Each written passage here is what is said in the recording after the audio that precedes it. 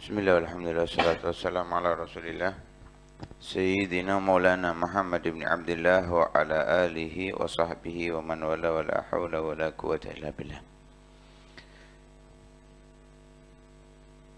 Kitab Asraris Salah wa Muhimmatiha. Ini kitab pembahasan tentang rahasia-rahasia yang terkandung di dalam sholat dan hal-hal yang penting yang ada di dalamnya. Salat ini sering kita dengarkan daripada hadisnya as-salatu imaduddin faman faman fa'alaha faqad agamaha faqad agamadin wa man tarakaha faqad hadamaddin. Salat itu bagaikan tiang agama. Siapa yang melakukan salat maka dia telah mengkokohkan bangunan agamanya. Siapa yang meninggalkan sholat, maka seakan-akan dia telah menghancurkan agamanya sendiri. Sambil disebutkan tadi juga hadisnya, man taraka sholata muta'ammidan faqad kafar. Siapa yang meninggalkan sholat sengaja, maka ia telah kafir. Maksudnya hampir dikatakan keimanannya terlepas dari dirinya. Dicontohkan oleh Imam Ghazali, orang yang sudah mau sampai ke kotanya itu dikatakan innahu balaghaha. Ya, kayak Nabi ketika sampai Madinah, padahal Nabi masih di pinggiran kota Madinah, belum masuk kota Madinah. Di pinggiran kota Madinah, berhenti di rumahnya Abu Ayyub Al-Ansari. Nah, itu belum masuk kota Madinah. Kalau sekarang sudah masuk kota Madinah, kalau dulu belum. Tapi dikatakan sampai Madinah, sudah sampai. Nah, kalau kita mau ke Hadir Hall misalkan di Pasuruan, kita sampai keraton harus ngomong, aku wis tutuk iki pisan. Kari didik tok, mari ngene tutuk aku. Padahal masih berapa kilo lagi sih kan. Nah, tapi itu gambaran ya. Orang itu kalau sudah mendekat itu dikatakan sudah sampai. Nah, Nabi mengatakan siapa yang meninggalkan sholat sengaja faqad kafar, maka dia telah kafir. Maksudnya dia keimanannya itu hampir terlepas sudah. Nah, ibarat bangunan tadi tiangnya jatuh, ya bisa saja dengan tiang lain-lain masih diselamatkan, tapi kemungkinan jatuhnya itu lebih kuat. Masih banyak hadis-hadis yang lain tentang orang-orang yang meninggalkan sholat. Namun itu hal yang aneh sebetulnya. Orang mau meninggalkan sholat itu aneh. Mengapa? Karena sholat ini adalah satu-satunya cara kita yang paling cepat untuk berbincang dengan Allah. Nabi Musa ketika ingin berbincang butuh perintah dari Allah terlebih dahulu, baru Nabi Musa menyendiri 40 hari bermunajat dengan Allah Subhanahu wa taala.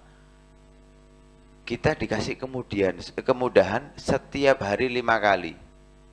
Setiap hari 5 kali. Bayangkan, nggak perlu kita minta loh. Allah langsung yang memberi.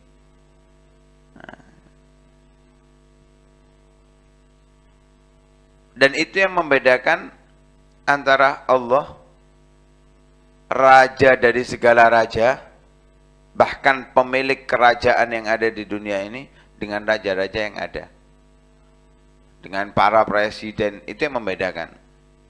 Kalau kita mau ketemu presiden, jangankan ketemu secara pribadi, ketemu secara umum aja, atas nama organisasi atau apa, perjanjian dulu. Keputusan waktunya ditentukan mereka. Ditentukan mereka, bisa atau enggaknya masih belum ada kepastian. Ngajukan, apakah diterima atau enggak, ngelihat kondisi.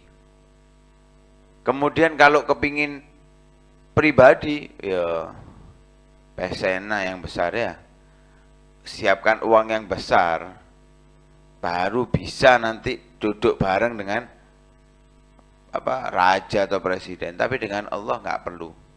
Kita mau berjamaah bisa, mau sendiri bisa, bebas. Minimal kita bisa 5 kali dalam sehari dengan sholat 5 waktu. Kita tambah dengan qobliyah, ba'diyah, berapa kali kita bermunajat dengan Allah Subhanahu wa taala. Loh kan kita sholat itu cuma baca dewe. Mana munajatnya?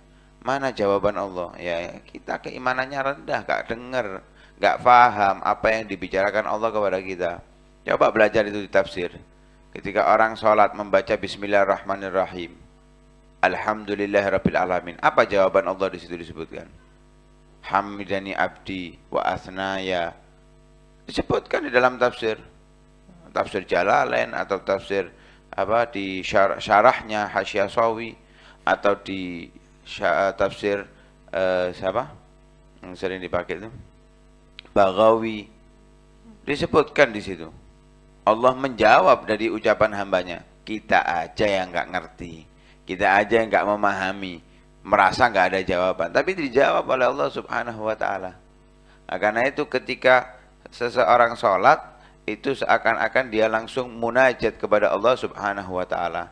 Ya, al-musalli munajin rabbah. Orang yang sholat itu bermunajat, berbincang langsung dengan Allah Subhanahu wa taala. Dan mudah. Nggak perlu repot-repot, nggak perlu repot-repot untuk perjanjian atau apapun, dibebaskan oleh Allah kapanpun, kapanpun. Nah, karena itu dinamakan dengan sholat, dinamakan dengan sholat. Sumiyati sholatu sholatan li'anna biha silatul abdi sinatun bainal abdi wa rabbih. Karena dengan sholat itu sambung, antara Allah dengan Tuhannya, antara Allah dengan hambanya, antara Allah dengan hambanya sambung. Nyambungnya lewat apa? Sholat. Karena itu di dalam tafsir yang disampaikan oleh Habib Ja'far bin Syekh An-Nasgaf dari malaikatun uli ajnihatin masna wa thulatha wa ruba.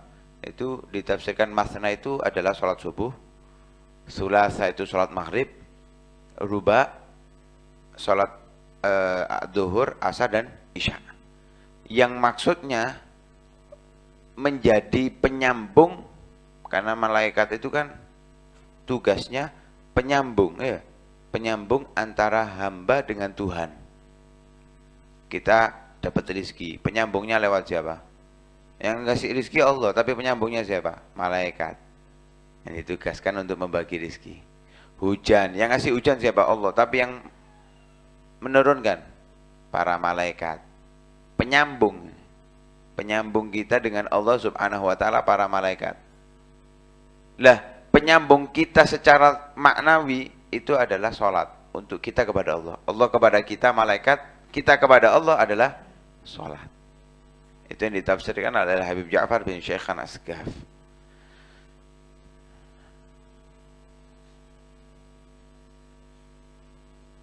Lah karena itu Nabi Muhammad sallallahu alaihi wasallam itu dengan jelas dan gamblangnya memberikan pengertian kepada kita bahwa hubbiba ilayya min dunyakum salas. Ada riwayat enggak ada kalimat salasnya. Disenangkan kepadaku dari dunia kalian itu ada 3 hal. Ada yang mengatakan enggak disebutkan kalimat 3-nya. An-nisa, atib, wewangian. Wewangian itu kan urusan dunia ya. Tapi disenangkan oleh Allah untuk Nabi Muhammad. Jadi Nabi Muhammad senang wangi. Senang dengan wangi. Karena itu Imam Syafi'i mengatakan man tabarihu zada akluh. Yang baunya wangi, akalnya akan bertambah. Maksudnya apa? Orang kalau bau busuk terus, iki ndas iki rasane koyo apa bengel ngono, sumpek. Tapi kalau wangi, seger. Lah kalau seger, belajar itu enak. Makanya aduso tajok lebus-lebus. Iya. Kata ngaji, kata taklim sing seger. Biar apa? Ketika mendengarkan ilmu itu gampang masuk. Lek mambune Masya Allah kadang rong dino ndak adus. Ya akhirnya gitu wis. Dikandani model opo gak mlebu-mlebu. Iya. Ane gawe minyak wangi, ya, gawe minyak wangi. Sofa parfum. Itu Rasulullah mengatakan yang pertama tip, kedua an-nisa. Dunia mata wa khairu mata'iha al-mar'atus salihah. Ya, dunia itu bagaikan barang. Ya, barang yang terbaik adalah perempuan yang solihah. Rasulullah disenangkan dengan perempuan. Alah repot ya kak seneng karo wong wedok gak duwe anak. Iya. Enggak ada contoh untuk umatnya. Ada kesenangan kepada perempuan. Bukan Nabi yang senang dewi loh ya. Allah yang mengatur untuk Nabi senang. Makanya Nabi mengatakan hubbiba ilayya min dunyakum. Jadi Nabi dibuat senang. Coba gak dikasih oleh Allah, wis gak ngurus wong wedok Nabi. Itu sengaja buat apa? Contoh untuk kita. Yang kedua itu. Kemudian Nabi mengatakan waju'ilat qurratu aini fi shalah. Allah jadikan penghening mataku, maksudnya yang membuat aku senang, semangat, terhibur, sholat. Jadi hiburannya Nabi sholat. Beda dengan kita ya. Hiburannya kemana? Gunung, selfie, video. Ya. Senengane riariu dok. Kalau Nabi kalau sumpek sholat. Jenuh, sholat. Duduk ngelencer. Bukan ngelencer, sholat. Jadi kalau sumpek, sholat. Itu menghening, menyenangkan hatinya Nabi Shallallahu Alaihi Wasallam. Nah ini kan sudah gambaran yang jelas ya, gambaran yang jelas bahwa sholat ini bukan sekedar kewajiban dari Allah Subhanahu Wa Taala, bukan sekedar kewajiban. Bayangkan zakat kewajiban dari Allah melalui malaikat Jibril dengan turunnya ayat Al-Quran. Kemudian puasa kewajiban dari Allah melalui malaikat Jibril dengan turunnya ayat Al-Quran. Haji juga sama. Apalagi kewajiban-kewajiban yang birrul walidain juga sama. Semuanya turun dari Al-Quran kewajiban. Kecuali sholat. Nggak turun dari Al-Quran kewajiban sholat. Kewajiban sholat langsung ketika Nabi Isra Mi'raj pulang dikasih hadiah sholat. Ini kan termasuk rahasia yang terkandung dalam sholat. Ini bukan hal yang biasa. Ini hadiah yang diberikan oleh Allah untuk Nabi Muhammad dan umatnya. Yang tidak diberikan kepada para nabi sebelumnya. Kalau sholatnya, semua nabi ada kewajiban sholat. Ada yang sholatnya wajibnya sehari sekali. Zuhur tok, ada asar tok. Kita tok yang 5. Kan spesial. Jadi kita ini sudah umat spesial, hadiahnya spesial. Kok enggan? Ini orang yang perlu diperiksakan gitu loh. Orang yang perlu diperiksakan. Belum lagi kalau kita membahas tentang keistimewaan sholat 5 waktu, keutamaan sholat 5 waktu. Dan dikatakan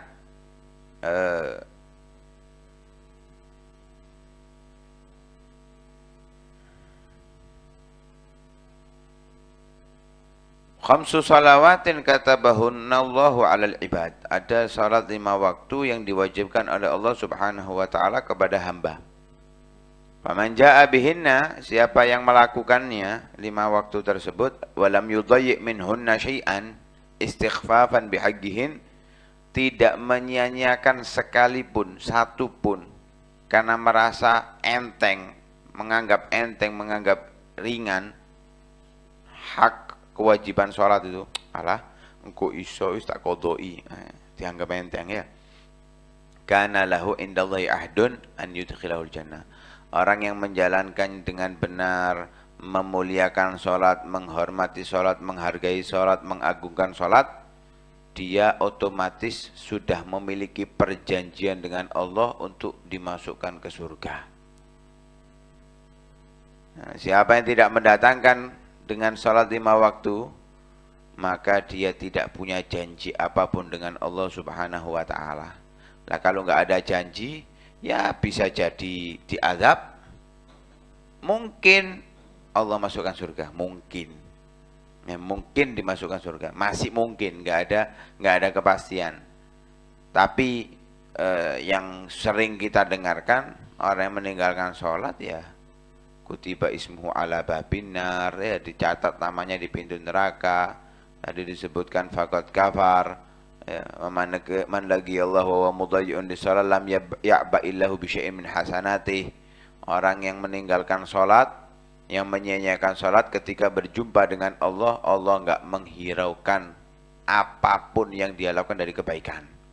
Mau sedekah miliaran triliunan misalkan ya, mau haji setiap tahun, umrah setiap hari, enggak dipedulikan oleh Allah kalau meninggalkan salat.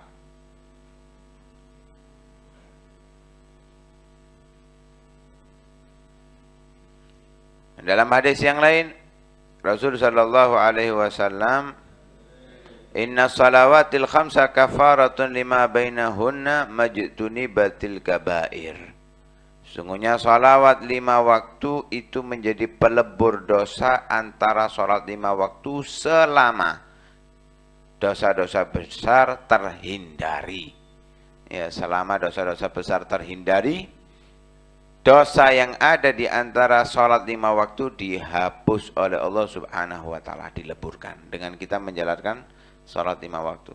Antara sholat subuh ke duhur, kita nggak lepas dari maksiat ya.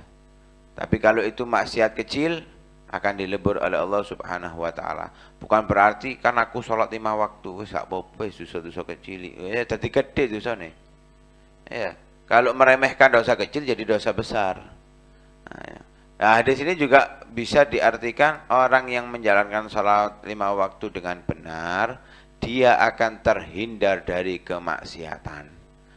Inna salata tanha 'anil fahsya'i wal munkar. Sesungguhnya salat itu dapat mencegah pelakunya dari berbuat mungkar dan berbuat keji.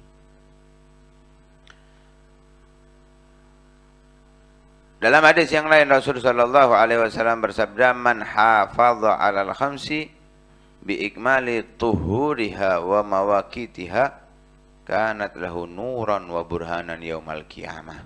Siapa yang menjaga salat 5 waktu dengan menyempurnakan saat taharahnya, bersucinya.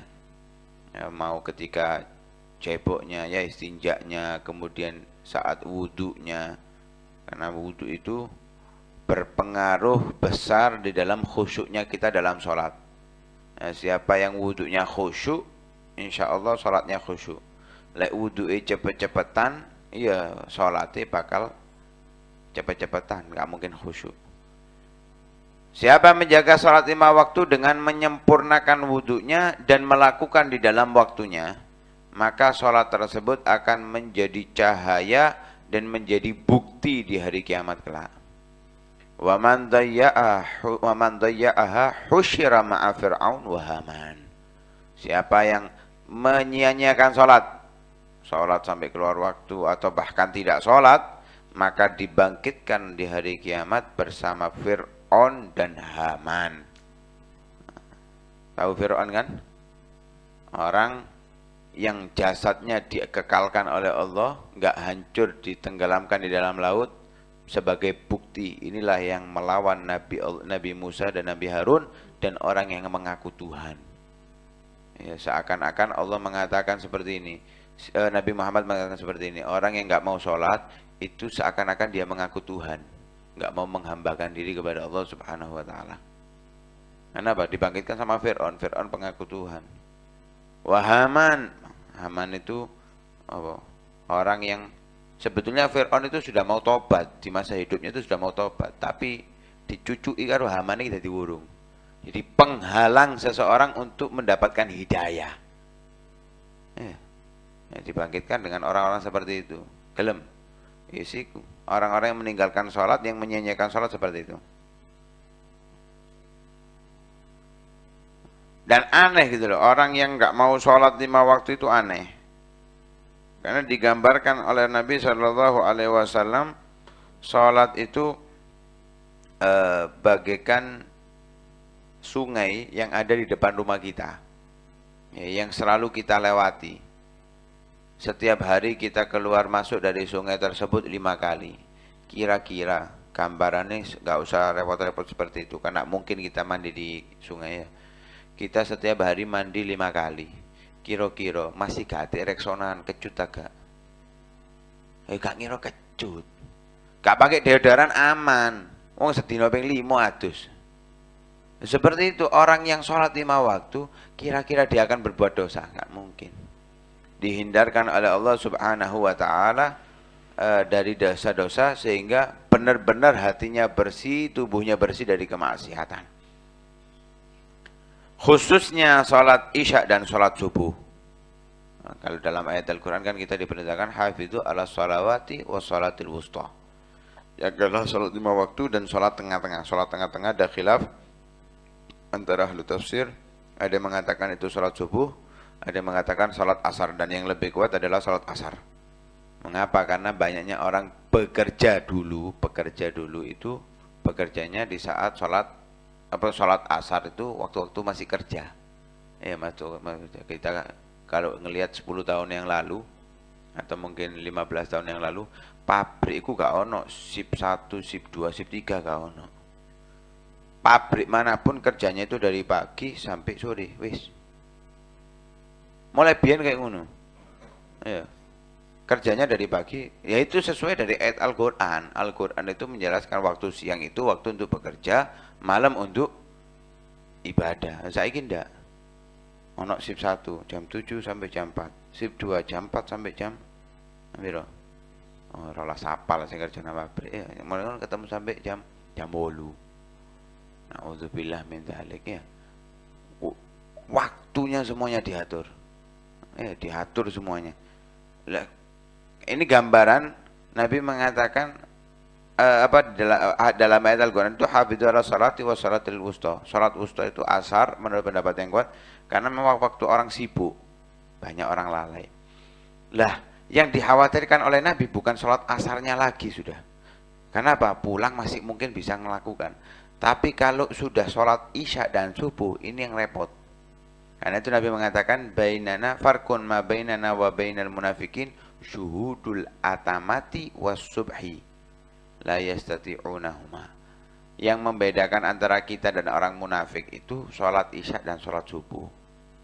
Dalam hadis yang lain Nabi mengatakan asqalus sholati alal munafikina sholatul isya wa sholatus subhi. Ya, paling beratnya sholat yang dilakukan orang munafik itu adalah sholat subuh dan sholat isya. Mengapa? Karena habis kerja biasanya capek, maghrib leye-leye keturun, tangi-tangi, subuh mesisan wis diterusno.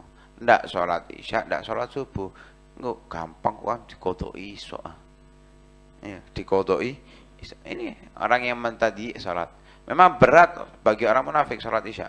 Berat. Sampai Nabi mengatakan kalau misalkan aku ini kepingin kalau ada orang yang nggak sholat isya, nggak sholat subuh berjamaah itu kepingin tak parah nih. Jadi ada satu orang tak suruh gantikan sholat, saya datang dengan beberapa orang bawa kayu bakar, dibakar aja rumahnya sudah. Ada riwayatnya kalau nggak ngelihat istrinya, nggak ngelihat anaknya, wis tak obong wong iki, katanya Nabi. Saking parahnya Nabi dengan orang-orang yang tidak mau sholat isya dan sholat subuh. Nah, karena itu penting untuk kita tekankan kepada diri kita, begitu juga keluarga kita. Jangan karena harta, pekerjaan kita ninggalkan sholat. Itu Nabi mengatakan kepada Abu Hurairah, mur ahlaka bis sholat. Perintahkan keluargamu untuk sholat. Wa'mur ahlaka bis sholati wastabir 'alaiha.